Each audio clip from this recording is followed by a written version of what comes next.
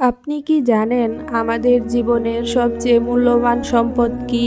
একটু ভেবে দেখুন। আমাদের টাকা পয়সা নয়, আমাদের বাড়ি গাড়ি নয়, আমাদের সবচেয়ে মূল্যবান সম্পদ হলো আমাদের সময়। প্রতিদিন আল্লাহ আমাদের হাতে 24 ঘন্টা সময় তুলে দেন, কিন্তু এই 24 ঘন্টা একবার চলে গেলে পৃথিবীর কোনো সম্পদ দিয়ে আমরা সেই সময়কে আর ফিরিয়ে আনতে পারবো না। একটু চিন্তা করে দেখুন, আমরা দুনিয়ার জন্য কত সময় ব্যয় করি। কাজের জন্য সময় দেই, মোবাইলে সময় দেই, বিনোদনের জন্য সময় দেই, কিন্তু প্রশ্ন হলো আখিরাতের জন্য আমরা কতটুকু সময় রাখছি? আমাদের এই জীবন আসলে একটি সফরের মতো, আর এই দুনিয়া আমাদের চিরস্থায়ী ঠিকানা নয়। আমাদের আসল গন্তব্য হলো আখিরাত। তাই প্রতিদিনের এই 24 ঘন্টা শুধু দুনিয়ার পেছনে ব্যয় না করে আমাদের উচিত এর কিছুটা সময় আখিরাতের জন্যও জমা করা।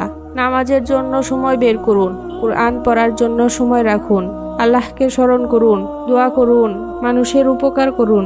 কারণ আপনি যখন আল্লাহর জন্য কিছু সময় ব্যয় করছেন, তখন হয়তো আপনার মনে হচ্ছে আমি কয়েক মিনিট সময় দিচ্ছি, কিন্তু সত্যি বলতে আপনি সেই সময়ের মাধ্যমে আপনার আখিরাতের জন্য সম্পদ জমা করছেন। একটু নিজেকেই প্রশ্ন করুন, আজ আমার 24 ঘন্টার কতটা সময় আল্লাহর জন্য ছিল, আর কতটা সময় এমন কাজে চলে গেছে যে কাজের কোনো উপকার আমার আখিরাতে থাকবে না। আমরা কেউ জানি না আমাদের হাতে আর কতগুলো 24 ঘন্টা বাকি আছে। হয়তো আমাদের সামনে অনেক সময় আছে, আবার হয়তো কারোর জন্য আজকের দিনটি শেষ সুযোগ। তাই সময় থাকতে আমাদের ফিরে আসা উচিত।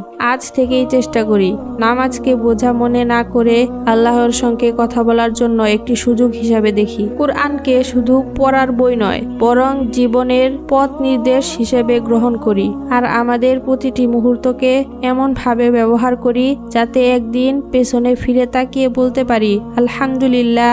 মনে রাখবেন, দুনিয়ার সময় একদিন শেষ হয়ে যাবে, কিন্তু আখিরাতের জীবন শেষ হবে না। তাই আজকের এই 24 ঘন্টাকে অবহেলা করবেন না, কারণ সময় চলে যাচ্ছে আর আমাদের জীবনও ধীরে ধীরে শেষের দিকে এগিয়ে যাচ্ছে। আল্লাহ আমাদের সময়ের সঠিক মূল্য বোঝার তৌফিক দান করুন এবং আমাদের প্রতিটি মুহূর্তকে তার সন্তুষ্টির পথে ব্যয় করার তৌফিক দান করুন।